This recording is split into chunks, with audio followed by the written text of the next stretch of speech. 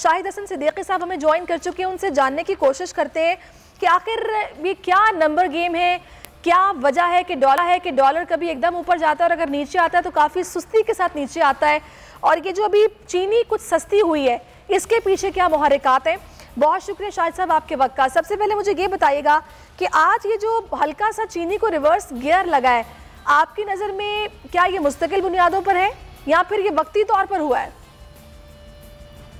देखिए, बात ये थी कि हुकूमत ने गठजोड़ था चीनी के मालिकान के साथ जो ताकतवर हैं, उन्होंने बेतहाशा मुनाफा कमा लिया, और ये माजी में भी होता रहा, कोई पहली दफ़ा नहीं हुआ कि बेतहाशा मुनाफा कमा लिया। जब उनका पेट भर गया तो उसको हकीकी सतह पर ले आए, तो निस्बतन थोड़ा बहुत इजाफा हो सकता है, लेकिन जो लूट मार करनी थी वो उन्होंने कर ली।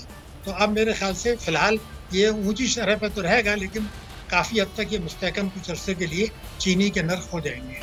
अच्छा, अब इसमें ये जो अभी ज़ख़ीरा अंदोज़ों के खिलाफ कार्रवाई हो रही है, छापे मारे जा रहे हैं, फिर क्रशिंग कहा जा रहा है कि हर सूरत हम करवाएंगे, मिलें काम करेंगी, अदरवाइज कार्रवाई की जाएगी, गवर्नेंस भी इसमें मैटर करती है? यकीनन करती है, लेकिन इसमें सियासत ज़्यादा है।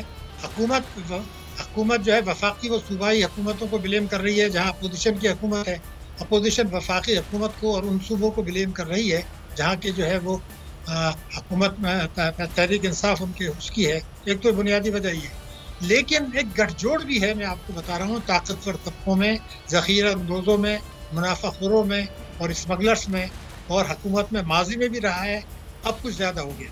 और ये कोई पहली दफ़ा नहीं है, बल्कि हुकूमत में शामिल अफराद जानबूझ के कुछ ऐसे फैसले जिससे चीनी सस्ती हो सकती थी, वक्त पर इम्पोर्ट नहीं करते। ये सब एक गठजोड़ है जो होता रहा है, लेकिन जब एक हद तक पेट भर जाता है और मीडिया बहुत ज़्यादा शोर मचा देता है और ऐसा लगता है हुकूमत के लिए ख़तरा है, तो फिर वो उन इक़दाम को रिवर्स करते हैं। लेकिन जो मुनाफा कमाना था कई सौ अरब रुपए अवाम की जेब से, वो तो निकल गया, तबाही तो आ गई, उनकी ज़िंदगी तो अजीरन हो गई। ये मसला है। सही।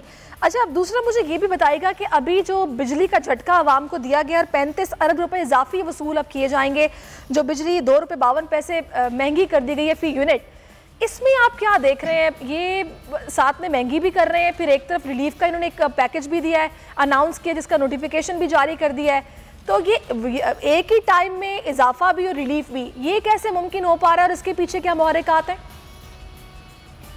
देखिए, बड़ा वाज़ेह है कि जो इन्होंने रिलीफ पैकेज दिया है वो है 160 रुपया महीना फीस पर्सन और 6 महीने के लिए। तो ये तो एक ऐसा होता है ना कि जब किसी को जो है, मिसाल के तौर पर झुलसे हुए अवाम थे, उनकी हालत ख़राब थी, हुकूमत को पता था कि उन पर महंगाई का पेट्रोल छिड़कना है, तो थोड़ा पानी का छिड़काव कर दिया था। वो एक सियासत थी। 160 रुपये महीना कोई चीज़ नहीं होती। मगर जो मैं आपको जिम्मेदारी से बता रहा हूँ, आने वाले महीने में पाकिस्तान में महंगाई बढ़ेगी। हुकूमत इस महंगाई को रोकने की कोशिश नहीं करेगी। उन्होंने अपने हाथ खड़े कर दिए हैं, इसलिए कि पेट्रोलियम मसनूआत की कीमतों में अब कई मरतबा इजाफा होगा, और क्योंकि आप इंपोर्ट करते हैं तेल, महंगाई बढ़ती है, तो बिजली के नर्ख भी बढ़ेंगे, बजट खसारा भी बढ़ेगा, शरह जो है वो सूद भी बढ़ेगी। आगे चल के कुछ अरसे बाद रुपए की कदर पर दबाव आएगा। कई सौ अरब रुपए के टैक्सेस अवाम के ऊपर लगाए जाने वाले हैं। तो गरीब और अमीर का फ़र्क भी बढ़ना है, गुर्बत भी बढ़नी है, महंगाई भी बढ़नी है, बेरोज़गारी भी बढ़नी है। और हुकूमत ने ये फैसला कर लिया है कि अब इसमें कोई फैसला कदम नहीं उठाएंगे, क्योंकि इलेक्शन ईयर आ रहा है, ताकतवर तबकों को नाराज़ नहीं कर सकते, और उनका मौक़िफ़ अब ये होगा इलेक्शन में कि जी जो तबाही बर्बादी हुई तो पिछली हुकूमत की वजह से थी, हम ठीक नहीं कर सके, ज़ख्मों पर जो है वो। तो शायद साहब फिर वो जो बातें हो रही थी, जो वज़ीर-ए-आज़म इमरान खान ने कहा था कि थोड़ा सा बर्दाश्त कर लें, और मेरे पास कोई स्विच बटन नहीं है जिसको मैं ऑन करूंगा तो महंगाई खत्म हो जाएगी, मुल्क ठीक हो जाएगा, थोड़ा सा आपको कोऑपरेट करना पड़ेगा, आगे चलकर मामलात बेहतरी की तरफ जाएंगे। तो फिर ये बेहतरी तो अगले 2 साल में भी होती नजर नहीं आ रही। देखिए ना, ये तो उन्होंने 6 महीने के बाद कहना शुरू कर दिया था कि के हालत बेहतर हो गई है, उन्होंने कहना शुरू किया था। फिर ये कह रहे थे मईशत मुस्तहकम हो गई है। अभी आपने इब्तिदाई गुफ्तगू में जिस तरह बताया कि रुपए की कदर गिरी, मईशत तबाह हुई, तो ये सारी खराबियां, फिर आप IMF के पास गए, फिर IMF का प्रोग्राम सस्पेंडेड है। ये तमाम चीज़ें ये बात जाहिर कर रही हैं जो मैं शुरू से कह रहा था कि मईशत मुस्तहकम नहीं हुई है। हुकूमत का ये दावा गलत है कि मईशत मुस्तहकम हो गई। तो 1 दर्जन से जो ज़्यादा दावे किए थे वो सियासी दावे थे।